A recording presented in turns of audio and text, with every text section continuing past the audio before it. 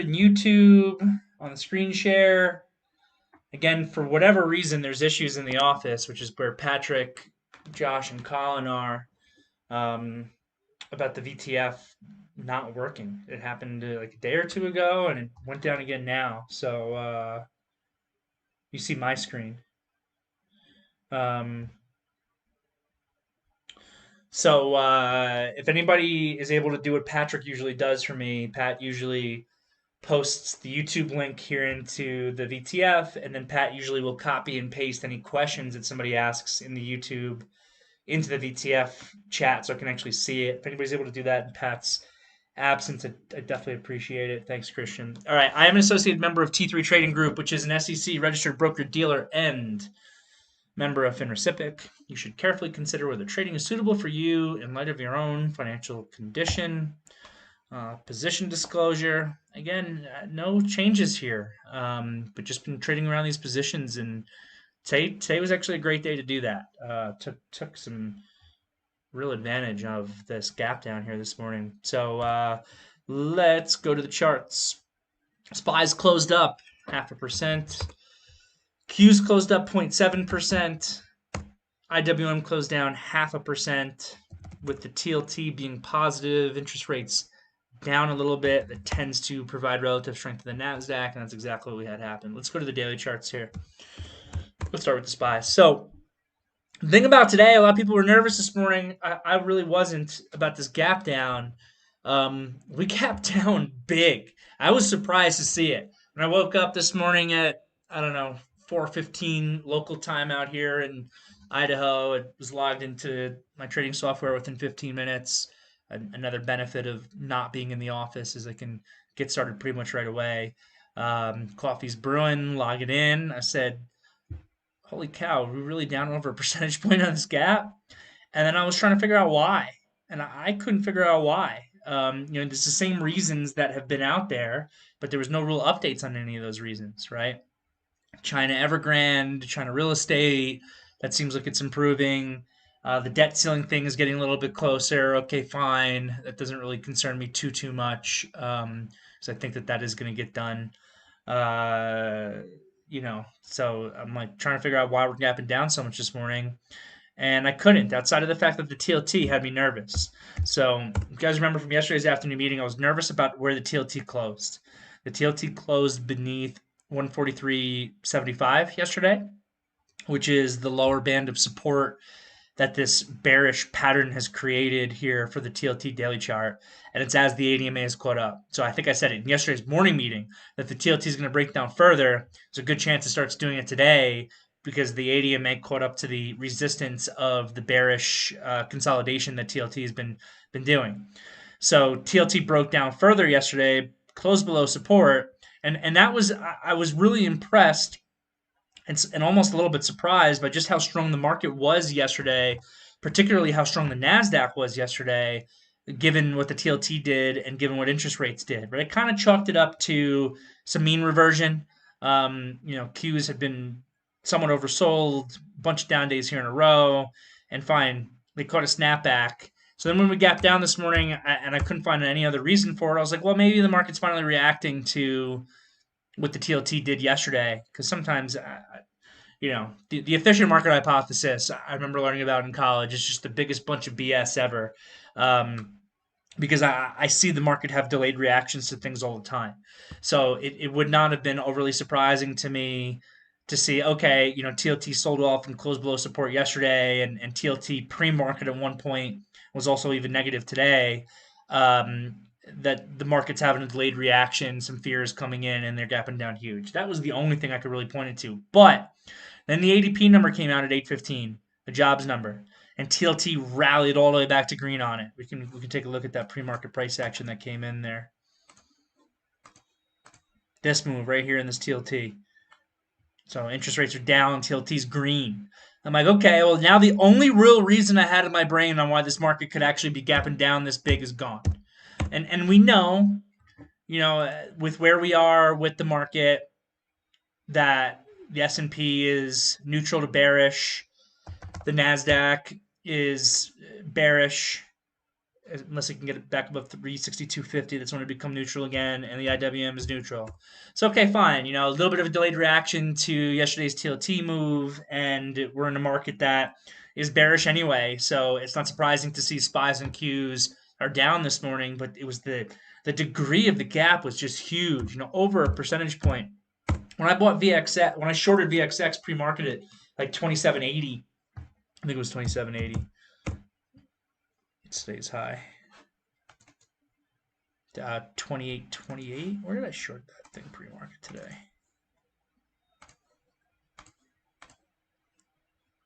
Yeah, in here. Yeah, 27.80. That's right.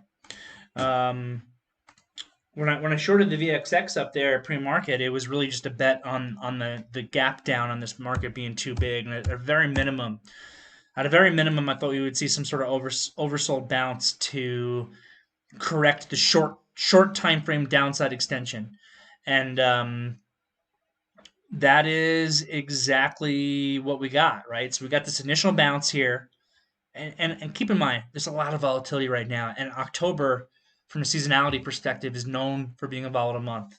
So we got this big move higher here this morning back into the ADMA. That's where the pivot high came in, and look.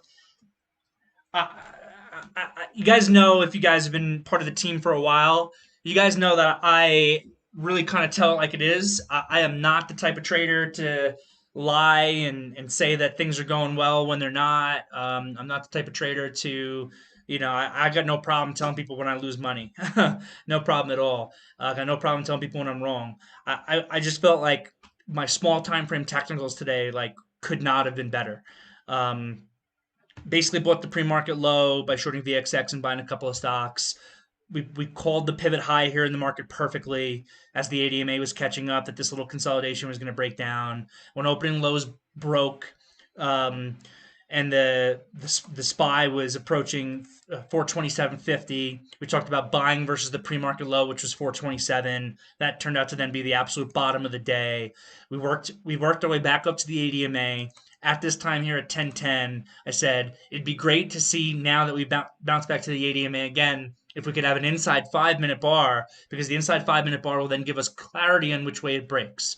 So guess what? We snap back to this ADMA. The next candle was an inside bar, and the thought process there was, as if this inside bar breaks to the downside, that could lead to a breaking of lows, and we're going to continue a downtrend. You want to get then out of the way on your longs, because that pre-market low of 427 is probably going to break, and then we are going to be really weak, and we're not as extended on the small time frames to the downside anymore. Or if that inside bar is able to break to the upside, then it's kind of showing us that we're in the clear. We're going to get a 15-minute correction, and we can potentially work our way higher. And once again, that was exactly what happened. We broke this inside 5 to the upside. We gave a 15-minute correction. You can see it here on the 15-minute chart. Snap back to the ADMA on the 15. Broke highs by a little bit. NASDAQ at this point we had identified as being the relatively strong index. NASDAQ went green here, broke that opening high. Then you had your usual midday kind of chop, right? 10:30 to 1 and change or so. You kind of had your just midday chop going on. Same thing with the SPYs. And then some news hit on the debt ceiling. I think Jamie Dimon came out today and he said that the U.S. government should get rid of the debt ceiling entirely. McConnell, I think, said that he's going to work to at least have a short-term solution, right? Because they always got to play the political games. So he's going to be open-minded to working towards at least a short-term solution. And the market loved it, and it ripped even further. And that's kind of what I expected from the debt ceiling stuff to begin with. I know that the debt ceiling can be a big deal, and I know that there was a time, I believe, under the Obama administration, correct me if I'm wrong on that, where we actually did have a little bit of a shutdown.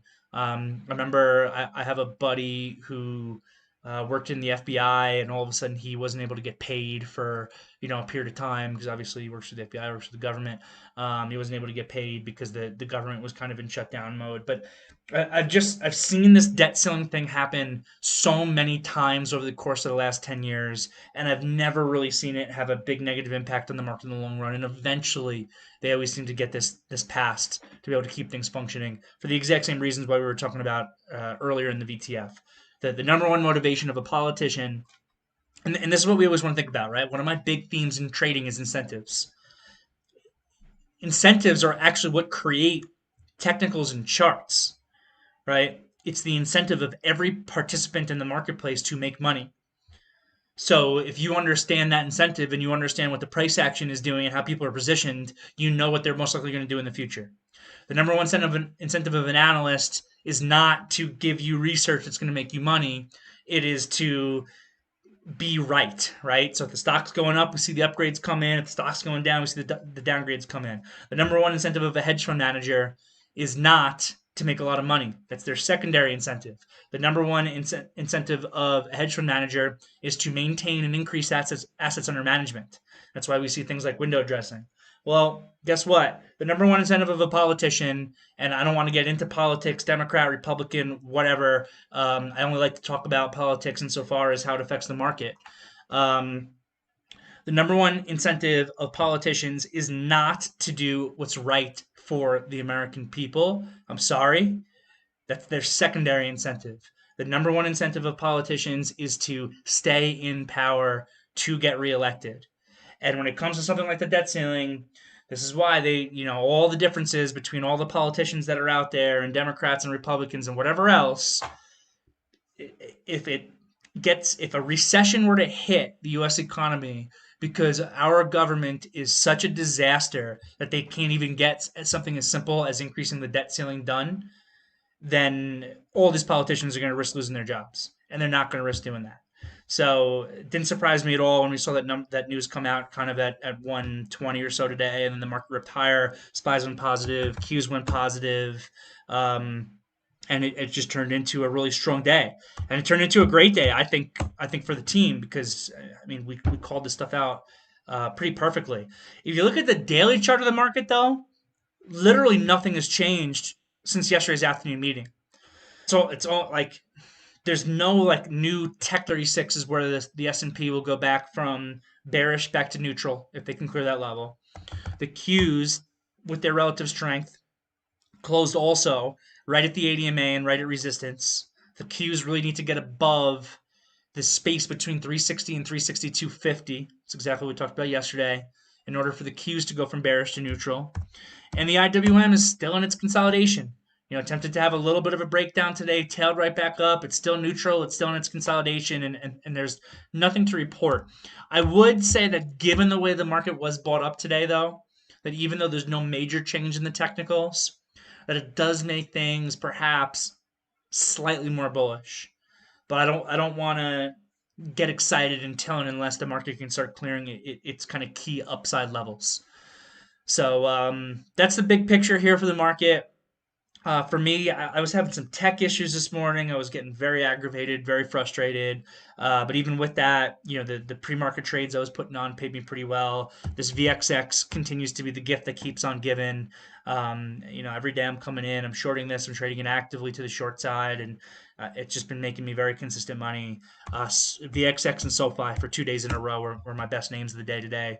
SoFi, same thing. We talked about a buy versus $15.75 early on today. I know Felipe, I think, traded even better than I did. Every single time pre-market and during the day today that this thing was snapping back through 16, he was buying stock and making money. I really took all my buys in the beginning of the day here through 16, got that snap on the gap fill, did not reload that second time, and then, was at a big enough of a position as it continued to work its way higher. So those were kind of my trades of the day today. It was really a day I think to be focused on the market as a whole. You didn't necessarily have to be focused on the stocks that were in play today just because of the way that we gapped. It had the market, it had things that were correlated to the market. All of it was in play. There were a lot of different vessels that you could have used to trade the market today, whether it was the SPYs, Qs, TQQ directly. I know some of you guys did well with the TQQ today. That had good relative strength, or trading some of these stocks directly. Again, it was just a really solid trading day for the team. And that's really all I got for you guys today. So I am happy to take a look at whatever you guys want to chat about and whatever questions that you guys have.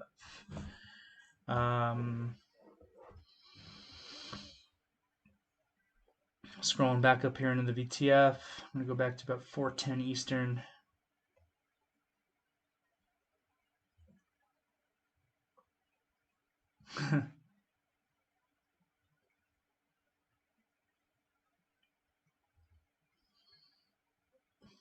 Okay, from Jerry here is the first thing I'm seeing. Please talk about your game plans, levels that you trade when scalping VXX. Are you using the daily highs? And then,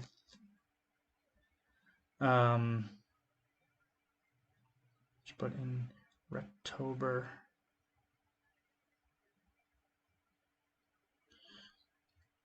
So look, and I'm also seeing just a follow up question here in the VTF that got posted from YouTube from Ibaditis about shorting the VIX.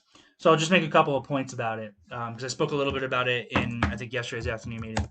I'm not saying to you guys I'm just blindly shorting the VXX here without having risk management. You got to have risk management in place. And shorting the VXX is a little bit different than shorting the VIX itself. But like I think I just said in a meeting a day or two ago, the VXX is a terrible product to be long unless you're going to see a really fast market sell off in a really short period of time, a la what we saw in March 2020 when coronavirus happened. VXX does have the ability to go up hundreds of percentage points in very short periods of time. And it did that back here, February, March 2020, right?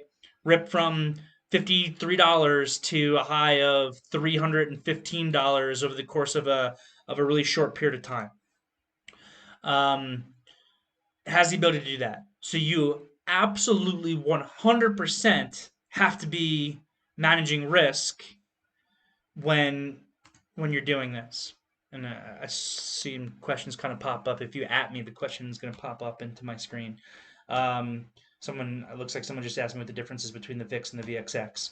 I'll tell you, the VXX is just a faulty product because it's subject to time decay, which was eloquently explained by one of you guys into the VTF yesterday when we spoke about it. This thing has had to have so many reverse splits over time. It is inherently designed to go down over time, which again, it doesn't mean that there's not risk. There is risk to being short the VXX. Maybe some people remember. Let me see if I can find it. Oh man, I can't even find it anymore. There was a few years ago, there was that XIV product, which was another VIX product. And from so many people that were short it, they exploded and it put like literally entire companies out of business.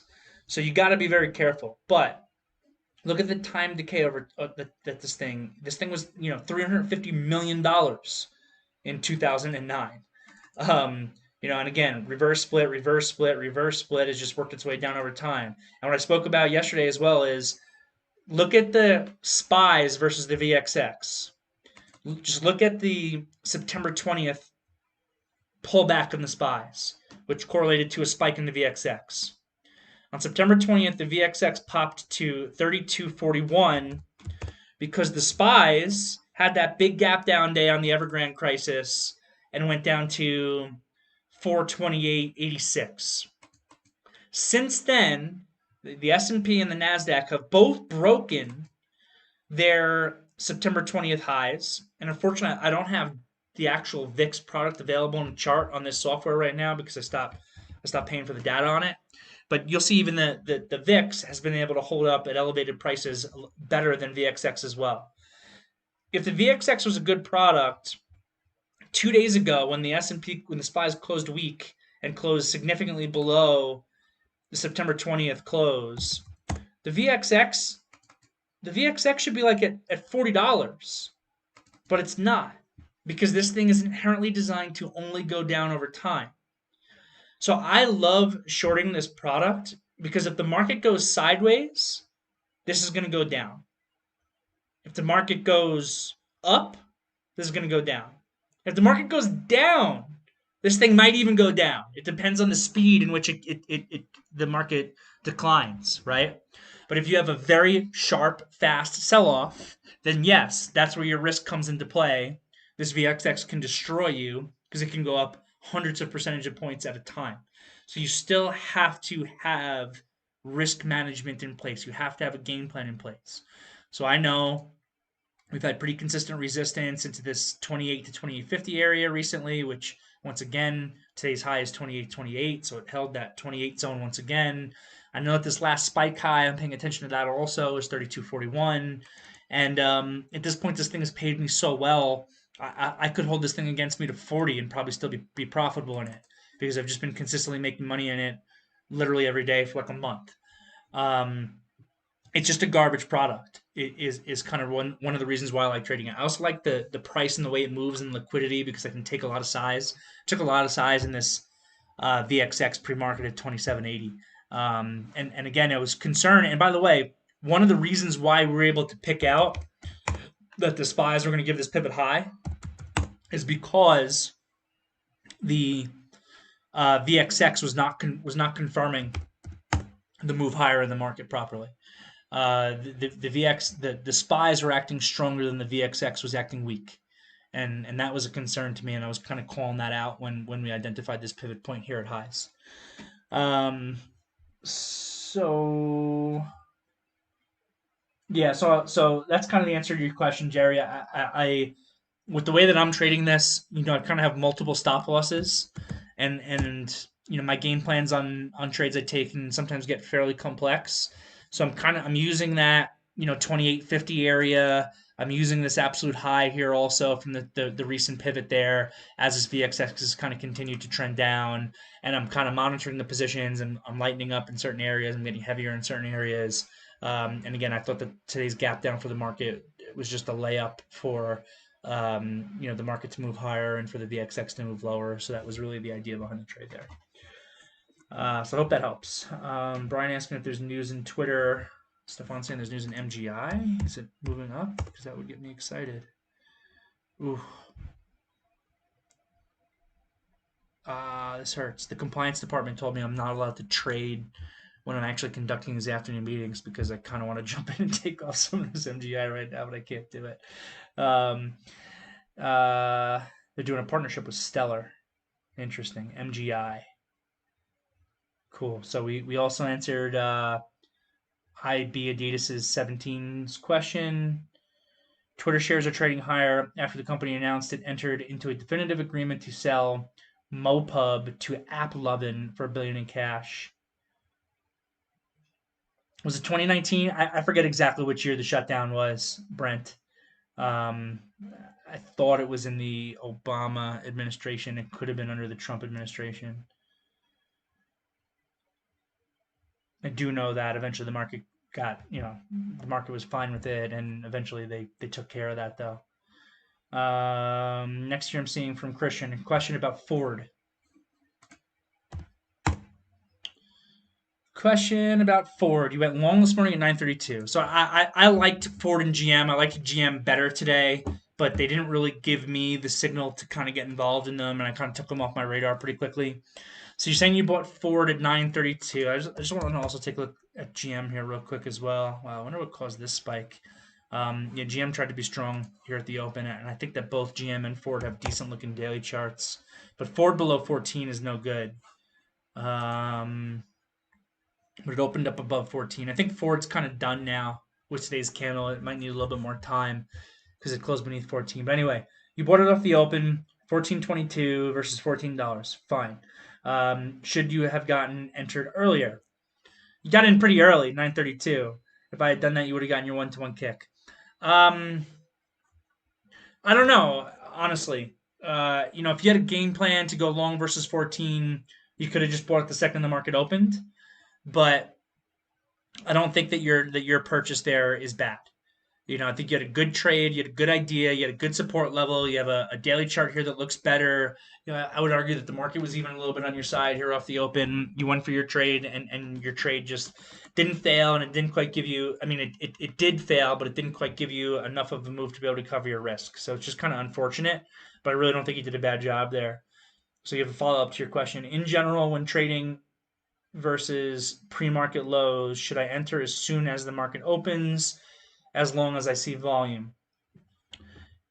Yeah, it's a little bit difficult to answer that question with one general answer because I do think it depends a little bit upon the situation. But if you have a big picture game plan where you want to be long versus pre-market lows or long versus a daily support level or something like that, you can buy it right away. And sometimes that will give you better pricing and sometimes it'll give you worse pricing. The flip side is if you're waiting for confirmation from volume and price action, meaning you want to see that heavy volume coming in as the stock is trading higher, what that will tend to mean is that you're going to have a higher probability of success but a worse risk reward. So a higher probability of success does not mean 100% probability of success. So it looks like you waited a little bit initially off the open, you saw the right things. So that actually means that you have a higher probability of success, even though I know it failed. But it also meant that you had a little bit of a worse price. So a worse price means a little bit of a worse risk reward. It also means it's a little bit more difficult to get your risk covered. So on the one hand, you could have bought as you did because then you thought you had the confirmation coming in. Your timing and your price is still not bad. You're buying at 9:32 a.m. Um, uh, so on the one hand, you could do that and have just a little bit of a worse price, or you could be buying it off the open, never see the confirmation, and it just goes straight down and stops you out. Is the flip side of it. So it's a little bit of a trade off, and I really don't have a perfect answer for you on this. I think it is definitely dependent upon the situation, and I think that with this forward trade today, you could have done either. You could have just bought this thing the second the market opened versus $14, or you could have waited for a little bit more, confirmation from the price action, which is what you did. And you didn't wait. You don't want to wait too long either, though. And then you start chasing. Like if you told me you bought at 9:37, I'd be like, okay, well you definitely waited too long. And sometimes we see traders they want to be in the stock and the market opens and it's like big green bar, big green bar, big green bar, and then they buy. That's no good most of the time, unless there's a real news event that's occurring or something like that. You're chasing price. You're too late. So to me, it sounds like your execution was pretty spot on. You waited long enough to be able to get some confirmation from price action. You didn't wait too long where you were chasing. I really think that you did nothing wrong here, Christian. Just not every trade's going to work out. Next here from a man, Steven. Coin. No problem. Coin off daily rejection at 250. If you were to see a gap up, would it be wise to go long off of that level? So the first thing that I would say here is that I am biased against this company, just so that you're aware. I've spoken about this one in the past. I don't think that just because let's say you're bullish on crypto, I don't think that's a reason to buy Coinbase. I think that crypto can be successful and Coinbase can still be a failure. Coinbase is a brokerage. Maybe they have some underlying crypto assets. I really don't know.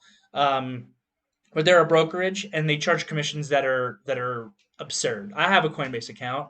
I own some crypto. I don't actively trade crypto, but I do a little dollar cost averaging. I got some exposure. And what do they charge? It's like they charge a percentage of the assets that you're purchasing, and it's like 2% or something like that. You tell me I gotta be 4% in the money on my buy of Ethereum just to be break even. There's no way that that's going to last over time. Eventually, assuming that crypto is successful, you'll see crypto brokerages have a race to the bottom in the exact same way that you saw equity brokerages have a race to the bottom as far as costs go. And then you got these, free brokerages now that sell their orders out to HFT firms for profit. I'm sure that these companies will start doing the same thing if they're not already doing it. So that'd be the first thing I would say about it. I'm like super bearish on Coinbase as a company. It doesn't mean it can't go higher. And for myself, I haven't traded it since the day of the IPO. I shorted it the day of the IPO. I shorted $400. I covered like 325 or 330 or something like that. Made $75 in intraday. Thought I had this great trade and made this great money, and then within like a month it was down at $210. So that would be my first thought process to you on it. Just want to let you know my thesis. As far as technicals go, I would not advocate buying this on a gap up tomorrow because you're buying a day three. Stock just went from 230 to 250 in 2 trading sessions. It gaps up to 255 tomorrow. It's just a poor risk reward, poor probability of success. As of today's close, this thing is extended to the upside. It did have good volume today, though. That's definitely notable. It's bullish, but it's too extended to the upside, I think, to buy in this area now. Stock's trading at 250 with the ADMA at 237.60 or so. You're looking at a $200 stock that's extended by about $13-14. At this point, I would want Coinbase to reset up on its daily chart. The most bullish thing I think that coin could do, that could give you a strong execution, would be is if it spent a couple of days going sideways, let these moving averages cross, let them catch up a little bit, and then you can look for some sort of bullish continuation trade out of it. Next here for Mike. Any thoughts on the Twitter wedge? This is another company I was long for a long time, but no longer have a position in. I haven't really liked Twitter's performance since the last earnings report that it had. I forget exactly which day that was. It might have been here, July 23rd or so. I remember like day trading it off the open that day, and it just did not trade well. I don't know what the news is here. Oh, I do know what the news is. I just read it out loud. They just sold one of their businesses. That's probably a good thing. I'll tell you that the best thing that can make Twitter go up would be if Jack Dorsey quit. The guy is an awful CEO for this company because he's too focused on Square. But yeah, I don't really have too much of an opinion on the technicals of Twitter right now. It's just kind of built out in a pretty big consolidation. Obviously, it's having good strength here after hours, but it's just bringing it right back to the midpoint of that consolidation. So this thing will start looking more bullish if it can clear back above 67.50. And you definitely want to see it continue to hold above this 57.50 area. And we definitely want to see Jack Dorsey out as CEO of Twitter. Yeah, Mike. So let the price action come to you. Zahor asked the difference between VXX and VIX, so I think I went over that one already. Yeah, I think it was under the Obama administration that we shut down. I added to my MGI position at these lows recently as well, but that's a bigger picture swing trade. Scrolling through. Robert loves it. UNFI? Is that what you mean, Jerry? Yeah, this UNFI has been this earnings report was stellar. I know Stefan's also loved this company for a while. They had a fantastic report back here. And I remember calling this out in the morning meeting that day saying I wanted to buy this thing through 40. And I got distracted and I didn't pull the trigger and I missed the trade. It was a phenomenal trade. Now it's built out a descending bull flag here into the ADMA with an inside day today. I like this UNFI for tomorrow for sure. But let's remember to bring this one up again in the morning meeting. Cool. Anybody else have any questions? I can't see the YouTube, so I don't know if there's any other questions that were in the YouTube. If they are, I think you could post it. That'd be great. Otherwise, I will wrap things up. We can do a shorter one today than usual, which is fine by me. Technically I'm on vacation tomorrow. I'm probably still going to be hanging around, but it should be Patrick who's doing the meetings, the morning meeting and the afternoon meeting tomorrow, and the morning meeting on Friday. We do not do an afternoon meeting on Fridays. Again, I was hoping to do some cool stuff over the course of the next couple of days, but now with this impending thunderstorm, they're in the image. I gotta see if I can open that.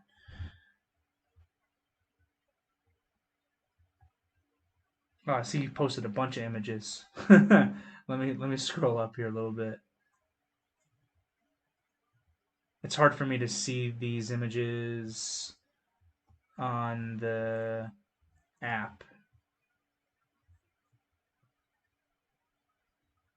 That just looks like a cat. Oh, here we go from Sebastian. Yesterday you bought. Thank you. I got the one up from. Oh yeah, this ANY was a call out from 2 days ago. Originally, when we saw the volume come in here for the team, and I think you asked me about this yesterday. So you bought it yesterday at 611 with the idea of getting out at 7. Okay. If it gave a nice move so I could cover my risk and make some money. You got stopped out of the rest at 609 today and went to 7. So you bought it yesterday at 6:11. I don't know what time. And you got stopped out today? I got stopped out of the rest at 6:09. And today it went. Oh, you got stopped out yesterday at 6:09. Well, then you were keeping it tight. It would have been difficult. So it stinks. It broke opening lows yesterday. If this was my trade and I was in yesterday, I would have gotten stopped out also. Would be the first thing I would tell you, because I would have used the opening low as my stop out. I would have gotten stopped out here and I would have missed this move. And if that's what you did, if you got stopped out in this pullback, this thing never should have been able to break its opening low. You have this great volume that came in. It's a short squeeze candidate.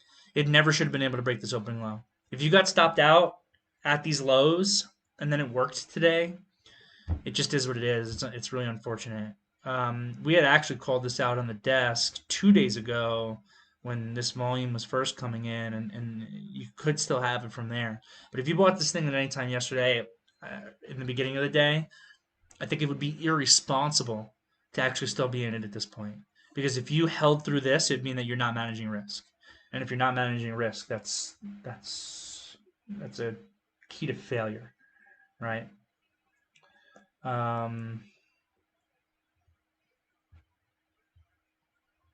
Okay. Got it, got it. YouTuber wants to know price action on AMD. Sure. And again, for people who are on YouTube, I apologize. I'm out here in Wyoming just for the week. So I'm trading off of a laptop. So my technology, usually when I'm trading remotely, I got 3 big wide screens. And when I'm in the office, I have 6 screens. So it's not a problem for me to see and jug multiple things. AMD held support. AMD had a great day today. AMD $100 is a support area, really 99.80. It was brought up in the morning meeting today. You could be long over 100. You could be short on a break of 100. The market rallied really well today. This thing was relatively strong. I think it looks good. It really needs to get back above 107.50. You need to clear this negative Maribozu, and I think then it starts looking really good again. But this is a great day one. If you have stock from today, then you want to hold that stock through for tomorrow. And honestly, it's looking at charts like AMD, even though I know that the SPYs are still kind of in bearish territory, but it's looking at charts like AMD that make me think that the SPYs and the Qs could be breaking higher and be getting back into that neutral territory soon. But we'll see. October's a volatile month. Question regarding trailing stop loss. Do you think it was too tight? So it goes back to Sebastian's question. I think getting stopped out at 609 was a little bit tight, and it'd be difficult for me to see it without even actually like kind of looking at your computer specifically. I don't know exactly where you entered. Maybe you got stopped out on like you're using this as a trail. You're probably, if I had to guess, you're using this as a trail. You bought up the open, you got stopped out here. In which case, I'm actually fine with that. I'm totally fine with that. And you could have tightened it up even further. You could have used this low as an out if you were long off the open in ANY yesterday. Yeah, AMD looks good. Cool, we spoke about that one. No problem on the VXX thought process. Which strategy do you consider with more edge? Buying breakouts or buying pullbacks? I think it depends on the market environment, Robert, because different market environments, different strategies are going to be better than others. The breakout buy for momentum trading has always been a solid one for years and years and years now. Buying pullbacks definitely depends on the market environment that you're dealing with. If you're in a more bearish market environment, like we've honestly seen recently, buying pullbacks is definitely more dangerous. You got to be more selective with it. If you're in a bull market, like we had for most of the rest of the year, every one of those pullbacks was buyable very quickly.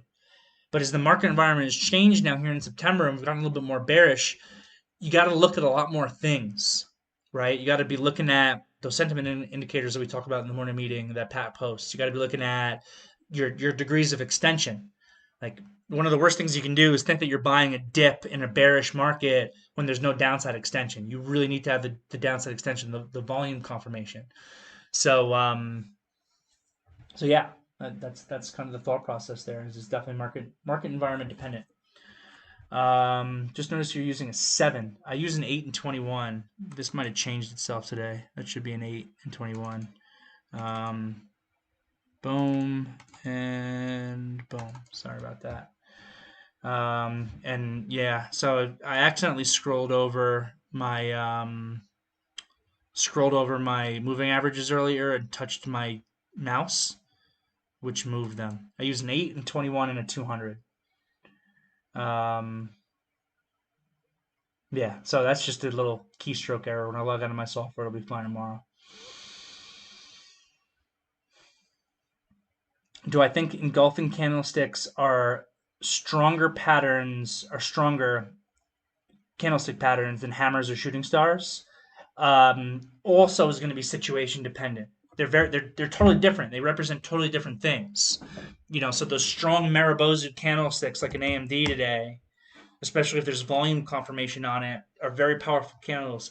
And you'll find that very often when I'm assessing important upside areas or downside areas that a market needs to recapture, it's oftentimes going to be based off of higher volume Maribozu bars. So when we're looking at AMD, the one thing I don't like about AMD's candle today is I don't like that it's not on more volume.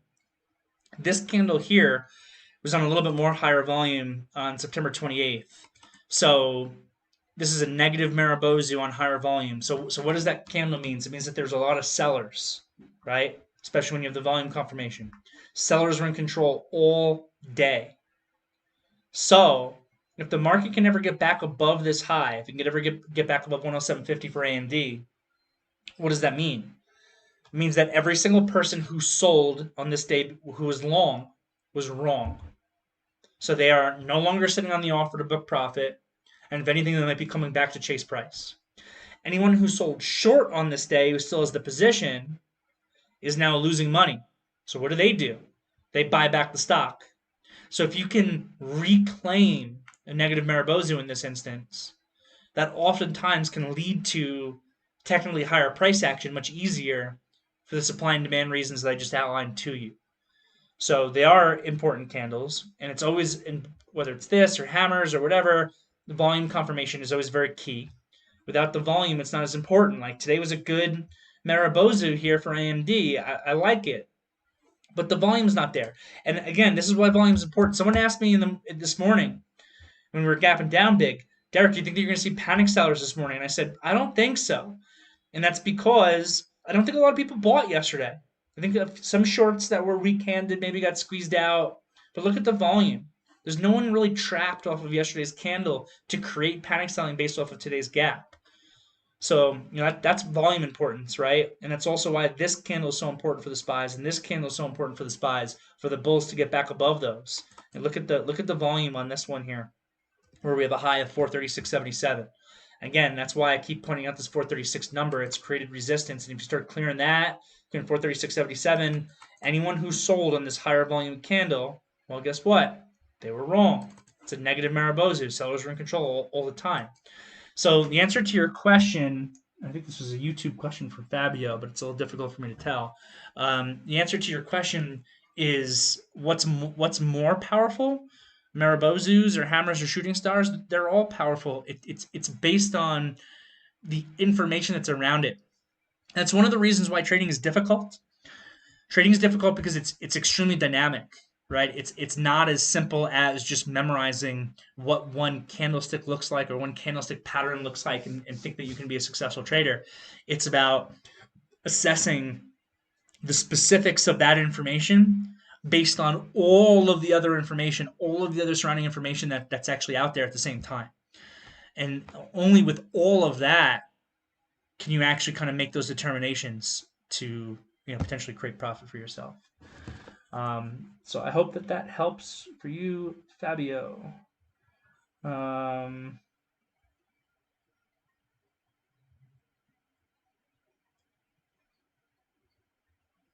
actually don't know the answer to your question there, Mike. All right, gang. I'm going to wrap things up. Great day today. Again, assuming that Pat can get on the VTF tomorrow. I don't know what's been going on at the office. He should be the one who's doing the meetings. I'll probably be around for definitely at least the Open, even though I technically took tomorrow off. I'll be trading the Open. I like to, on my vacation days, I like to just actually be more of a participant in the virtual trading floor and reap the benefits of it than actually, having to do all the meetings. So I give myself a little bit of a break there. But I'm usually still lurking around and listening to everything that you guys say because of how great of a team that we have here. So, for people who are at home just watching on YouTube or whatever, you can reach out to learn about becoming part of that team. You can become a subscriber, you can become a trader yourself on a professional basis with T3. So feel free to reach out. I will see everybody soon. Assume that you won't see me until Monday, and maybe you guys will be surprised. Have a great night, everybody. I'll see you all next time.